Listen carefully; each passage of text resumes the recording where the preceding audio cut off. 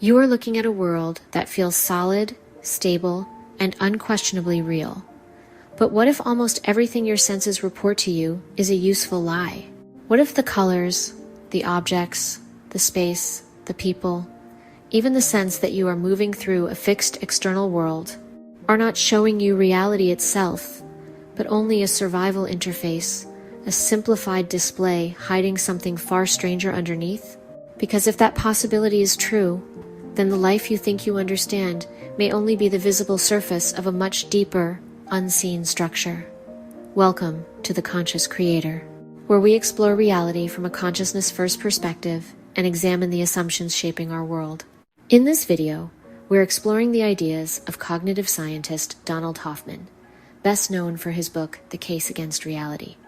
His work challenges one of our most basic assumptions, that what we see is the world as it actually is. We're not here to analyze his research line by line or summarize his book.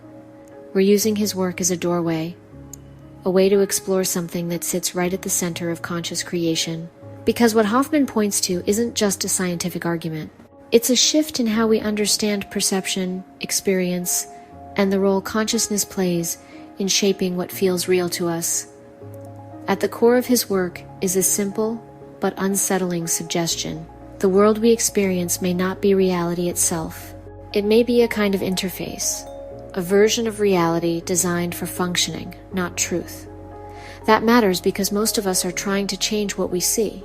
We try to fix circumstances, people, situations, outcomes. But if what we're seeing is already a filtered version of something deeper, then we may be working at the wrong level entirely. And this is where it becomes personal. We've all had moments where life feels heavy, repetitive, or stuck. The same emotional reactions, the same patterns showing up in different forms. It's easy to assume that means reality itself is rigid, that the world is just the way it is.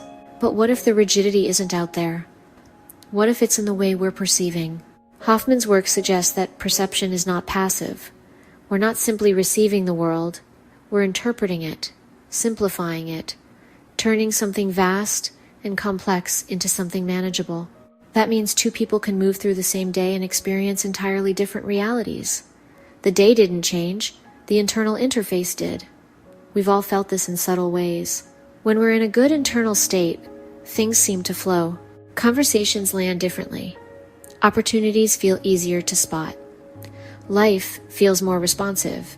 And when we're not, the world feels smaller, less cooperative, more resistant. It's tempting to dismiss that as mood or mindset. But what if it's something deeper? What if our internal state isn't just coloring reality, but shaping the version of reality we experience? This is why Hoffman's work matters to conscious creators, because manifestation isn't about forcing outcomes. It's about understanding the relationship between consciousness and experience. And if perception itself plays a role in that relationship, then learning how it works changes everything. We're not here to decide whether Hoffman is right or wrong. We're here to explore what his ideas reveal about how reality might function, and what that means for our ability to create intentionally. If perception is an interface, then learning how we interact with it becomes one of the most practical skills we can develop. And that's where this journey really begins. One of the most useful ideas Donald Hoffman brings to the table is this: we are not all experiencing the same reality, even when we think we are. On the surface, it looks like we are. We live on the same planet. We walk the same streets. We scroll the same news feeds. But what we are actually experiencing is a personal version of reality, shaped by perception, expectation, memory, and belief. Hoffman approaches this through perception science. He suggests that what we experience is not the world itself, but a representation created by our mind. That matters deeply for conscious creation, because it means reality is not something that simply happens to us. It is something we participate in. We can feel this in everyday life. Think about walking into a room after a long, exhausting day. The same room you normally feel comfortable in suddenly feels cluttered, heavy, or irritating. Nothing in the room changed. What changed was your internal state. And yet your experience of reality shifted immediately. Now imagine walking into that same room on a day when you feel excited, hopeful, or in love. Suddenly, the space feels familiar, warm, even inspiring. Same room, different world. This is the part that often gets missed when we talk about manifestation. We focus on outcomes, but Hoffman's work invites us to look earlier in the process, at perception itself. If perception is a constructed experience, then what we expect, assume, and believe plays a role in what we notice and how we interpret what shows up. We see this clearly in relationships. When we first meet someone we're excited about, we tend to project our hopes onto them. We notice the traits that match what we're looking for. We interpret their behavior generously. We fill in gaps with optimism. We are not lying to ourselves. We are perceiving through a certain lens. Later, if disappointment or fear enters the picture, that same person can feel completely different. We notice different things. We interpret words differently. We assign different meaning to the same actions. The person did not suddenly transform. Our perception did. Hoffman's work helps us understand that this is not a personal flaw. It's how perception works. The mind builds reality based on internal signals first, then organizes the external world around them. This is where conscious creation becomes practical. If we assume the world is fixed and objective, then manifestation feels like wishful thinking. But if perception is flexible and reality is filtered through consciousness, then changing how we see is not denial, it's influence. We are not pretending reality is different. We are interacting with a different version of it. This means manifestation does not start with forcing outcomes. It starts with becoming aware of the lens we're using. What are we expecting to find? What are we assuming is possible? What meaning are we assigning before anything even happens? Hoffman doesn't tell us what to believe. He simply shows us that perception is not neutral. And once we see that, we gain a quiet kind of power.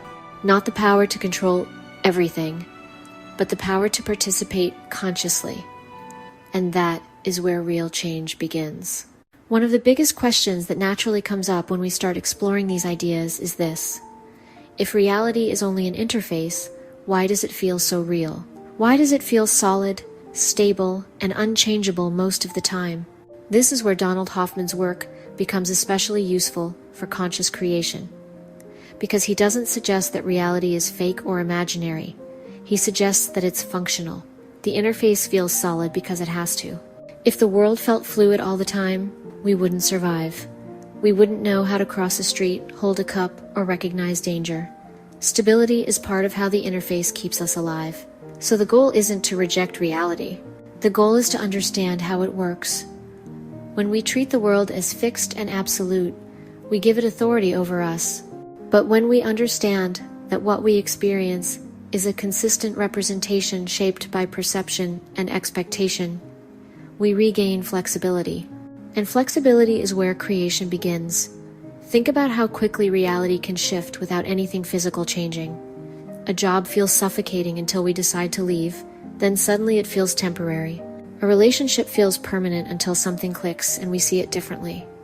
A problem feels heavy until insight arrives, then it feels manageable. Nothing external changed. Our interpretation did. Hoffman's work helps explain why this happens. The interface responds to how we engage with it. It doesn't collapse into chaos, but it does reorganize around new meaning, new assumptions, and new expectations.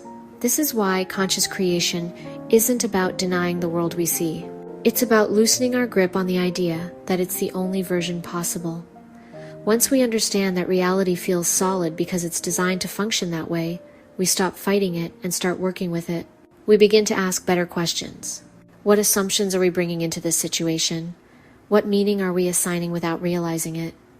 What version of reality are we reinforcing just by expecting it? That shift alone changes how the interface responds. And that's where things start to move. Here's where Donald Hoffman's work starts to feel very personal, because it helps explain something we've all experienced but maybe never fully understood. We don't just passively look at the world and then respond to it. We arrive with expectations already running in the background. Those expectations quietly shape what we notice, what we ignore, and how we interpret what happens next. Hoffman's research suggests that perception isn't neutral. It's influenced by internal models our mind is already using to make sense of the interface we're moving through. In simple terms, we tend to see what we're prepared to see. Think about how different life feels, depending on your state of mind. When you're hopeful, you notice opportunities. When you're discouraged, you notice obstacles. The external world hasn't dramatically changed, but the version of it you're interacting with has. From a conscious creator perspective, this is huge. Manifestation isn't just about visualizing an outcome and waiting for the universe to deliver it. It's about recognizing that expectation itself is part of the interface. What we expect subtly guides perception, and perception guides experience. If we expect rejection, we tend to notice tone, silence, or timing in a way that confirms that story. If we expect support, we notice kindness, openness, and possibility. The same environment can produce very different experiences depending on the lens we're using. Hoffman would say, this isn't because the world is changing to match our beliefs, but because the interface is responding to how we're interacting with it. Our internal expectations influence how the symbolic layer of reality presents itself to us. And this is where manifestation becomes practical.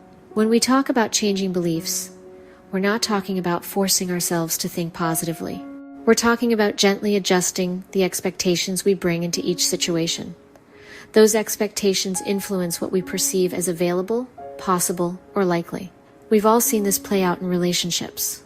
Early on, we project potential, connection, and meaning. We interpret small gestures generously. Later, if expectations shift, the same behaviors can be interpreted completely differently. The person didn't suddenly become someone else. Our perception changed. The interface responded. This is why conscious creation starts internally. Our experience of the external world is shaped by how we engage with it. Hoffman's work gives us a scientific language for something manifestors have said for years. What we expect influences what we experience. Not magically, not instantly, but consistently. And once we see that, we're no longer just reacting to life. We're learning how to participate in it more intentionally.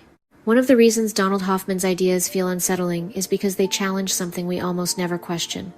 The feeling that the world we experience is solid, fixed, and the same for everyone. Most of us move through life assuming reality is stable. We think the world exists first, and then we react to it. Circumstances happen, people behave a certain way, events unfold, and we respond. From that point of view, conscious creation can feel like wishful thinking. How could thought or belief possibly influence something that feels so concrete? Hoffman's work invites us to pause there. He suggests that reality feels solid because the interface we experience is designed to feel that way. Just like a digital image feels flat and smooth, even though it is made of millions of changing pixels, our world feels stable even though we are interacting with a simplified representation. This matters because manifestation does not operate at the level of appearances. It operates at the level underneath them. If the world we experience is an interface, then the things we react to are not the source. They're the output. The real activity is happening at a deeper level where perception, meaning, and expectation are formed. Think about how quickly reality can shift without anything external changing. We can wake up feeling hopeful, and the same environment suddenly feels supportive. We can wake up anxious, and that same environment feels heavy and restrictive. The house didn't change. The day didn't change. What changed was the lens through which we experienced it. From Hoffman's perspective, that lens is not just mood or attitude.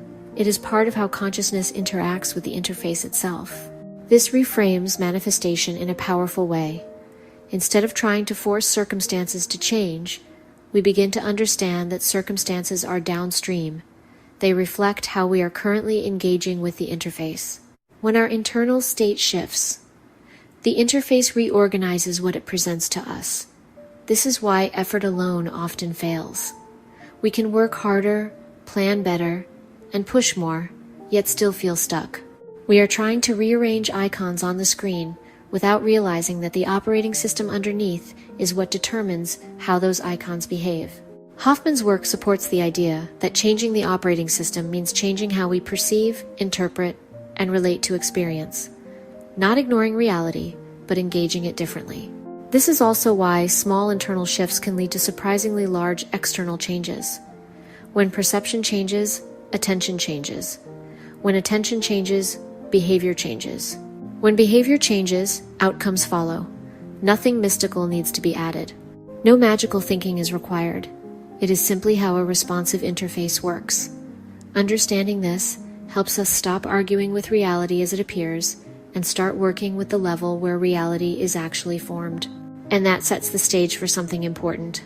If the interface responds to how we engage with it, then learning where we place attention and meaning becomes one of the most practical skills we can develop. That's where conscious creation begins to move from concept to application.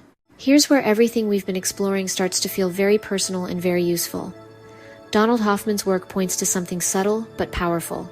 If we are not seeing reality as it is, but instead interacting with a simplified interface, then expectation becomes one of the most influential forces in what shows up for us. We don't move through life as neutral observers.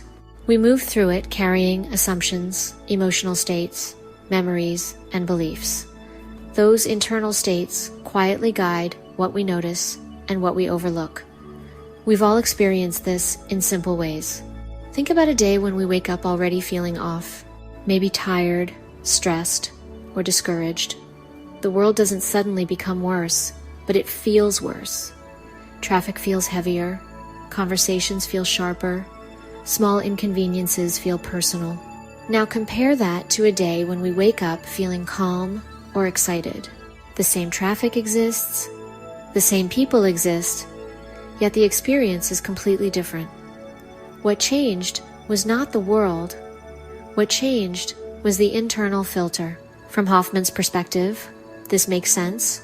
If reality is presented to us through an interface shaped by perception, then expectation acts like a setting on that interface. It determines what gets highlighted and what fades into the background. This matters deeply for conscious creation. Manifestation is often misunderstood as forcing outcomes or visualizing things into existence. But at a deeper level, it begins with expectation. What we expect trains our attention. What we attend to shapes our experience. If we expect rejection, we notice every delayed reply and every distracted glance. If we expect support, we notice opportunities, kindness, and openings that were always there but previously invisible. The interface responds to expectation because expectation shapes perception. This doesn't mean reality is imaginary or that challenges aren't real. It means the version of reality we interact with is filtered through what we believe is likely, possible, or inevitable.